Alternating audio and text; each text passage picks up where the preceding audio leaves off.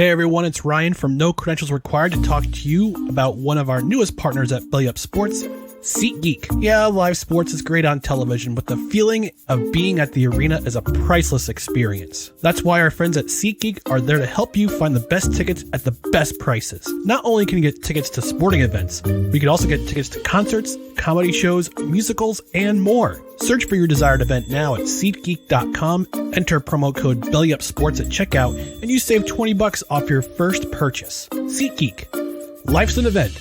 We have the tickets. So the U.S. men's national team, they have two matches coming up this weekend on the 14th, which is Thursday, I believe. Yep, Thursday, November 14th. They'll be going to Jamaica. And then November 18th, which will be, I believe it is Monday.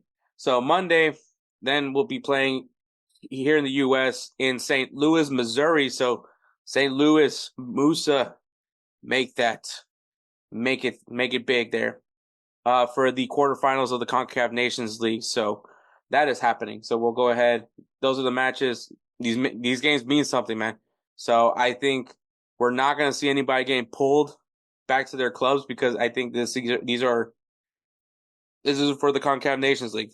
Once again, however you view it, whether you think it's a dumb tournament, whether or not, it has some significance because there's a trophy on the line. And it's a tournament, so that's where I'm going with. But here's the 25-man roster for the U.S. men's national team. And so start things off with goalkeepers. We have Diego Cochin from FC Barcelona Athletic. We got Patrick Schulte from the Columbus Crew.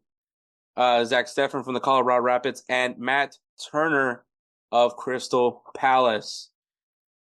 Obviously, Ethan Horvath has not been doing fairly well. I mean, you can make the same argument for Matt Turner as well. I don't think he's been playing that much for Crystal Palace. Zach Steffen, obviously, he's done. His season is done with Colorado. And Diego Cochin, I have never watched the kid play, so I can't really tell you that much. I think it's interesting that they're calling up once again 4 goalkeepers. I understand for a friendly call up, but when we're talking about, CONCACAF Nations League, I feel like 4 goalkeepers. That's one of those goalkeeper spots could have gone to another position, and so I think that's where the head scratcher move is for me. I think until proven differently, Matt Turner is going to be the goalkeeper for the U.S. men's national team until Patrick Schulte or Zach Steffen or Diego Cochin can show that they can jump over Matt Turner. I think that's gonna stay the same. But yeah, that's goalkeepers. I just don't like the fact that it's 4 goalkeepers. I feel like that's a roster spot that could be used either on a defender, a midfielder, or forward. It's just a bold move for me.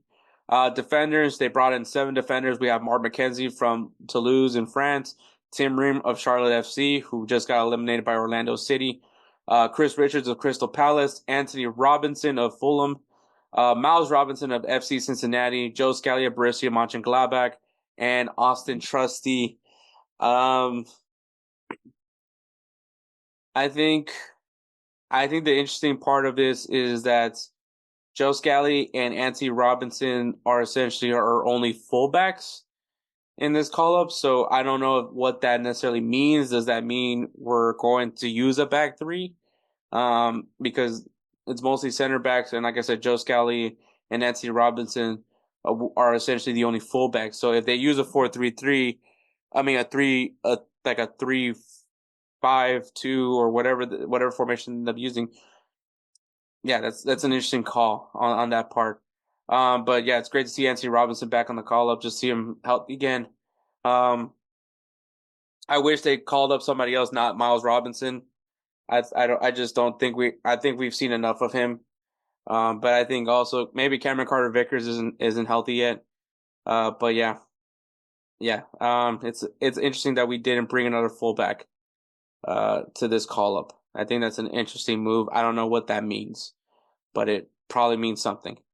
Midfielders, we have 8. We have Brendan Aronson of Leeds United. We got Gianluca Busio of Venezia. Johnny Cardozo of Real Betis. Weston McKennie of Juventus, Aiden Morris of Middlesbrough, Yunus Musa of AC Milan, Tanner Tessman of Olympic Lyon, and Malik Tillman of PSV Eindhoven. I mean, I think there's a lot of guys that you can move around in different positions. Obviously, Brendan Aronson is a guy that you could probably put on the wing as well. Malik Tillman, probably another guy you can use on the wing as well. But guys that could probably play different positions on the field, I think. So a little bit guys, some guys that are very diverse, but I think the guys you expect, I think Tyler Adams, just because now he's officially healthy, you kind of want to see him, kind of don't want to put him in right away just because of his health history right now. But I think all in all, the midfielders are kind of who you expect to see. I don't think there's anything too different about it. Forwards, we got K. Cal of Chivas de Guadalajara. We got Ricardo Pepi of PSV Eindhoven, Christian Pulisic of AC Milan, Brandon Vasquez of Monterrey, Tim Weah, Juventus, and Alex Zendejas of Club America. Yeah, once again, pretty straightforward. I don't think that there's, I mean, obviously Balogun, but that's because of his injury, and so we're not going to see him there. Obviously, the same thing for Sergino Dest. He's injured, so we're not going to see him as well. But yeah, I mean, Cade Cal, he's doing his thing right now with Chivas, so that's why he's getting called up. But I think this is going to be big on the nines. Ricardo Pepi, Brandon Vasquez. Interesting enough, it's only 2 nines because Cade Cal is a winger, Christian Pulisic winger, Tim Weah winger, Alex Zendejas winger. I mean, unless Tim Weah can play striker as well. But I mean, it's interesting. You bring only 2 strikers to this call up. Like, it's interesting. I'm just saying, it's interesting. What does that mean? You bring 4 wingers and 2 strikers. It's interesting nonetheless. I'm gonna predict a 4-3-3. I think we're going to see, or the 4-2-3-1 formation. Either way, it could be also viewed as a 4-3-3 in some sense. But I think we're gonna see what Pochettino would prefer to play. That's just my opinion. So a goalkeeper, I think it's Matt Turner.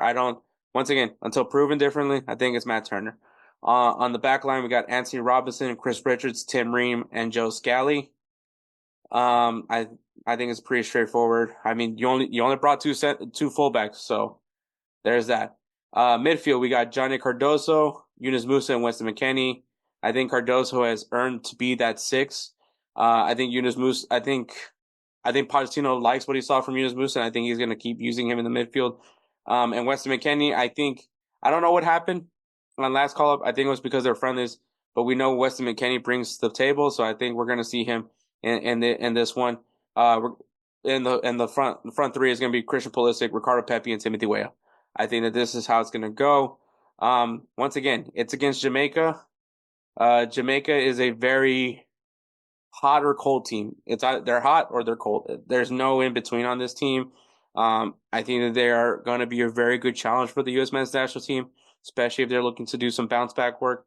But Filippo of Tactical Manager, he kind of explained that. Well, and I kind of said it as well. It wasn't a great call. It wasn't a great international break, but it wasn't a terrible international break for the U.S. men's national team. I mean, say what you want of how they went. They won against Panama, which you should be beating Panama.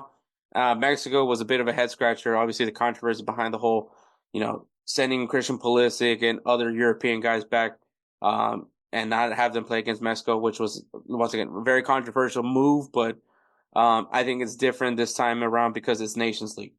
And I think, we'll see what the tone is set in that first game against Jamaica. How obviously on the road in CONCACAF is a little bit tougher, but I think maybe that's the reason why. Maybe they use a back 3 in that first game, and then when they come to St. Louis, maybe they go more attacking in their formation. But I think nonetheless, I think it should be some good matches. So once again, November 14th at Jamaica. And then November 18th is going to be in the U.S. At St. Louis, Missouri, for the second leg against Jamaica. So we'll see how these matches pan out, man. I can't wait. Hopefully we see some positive results for the U.S. men's national team.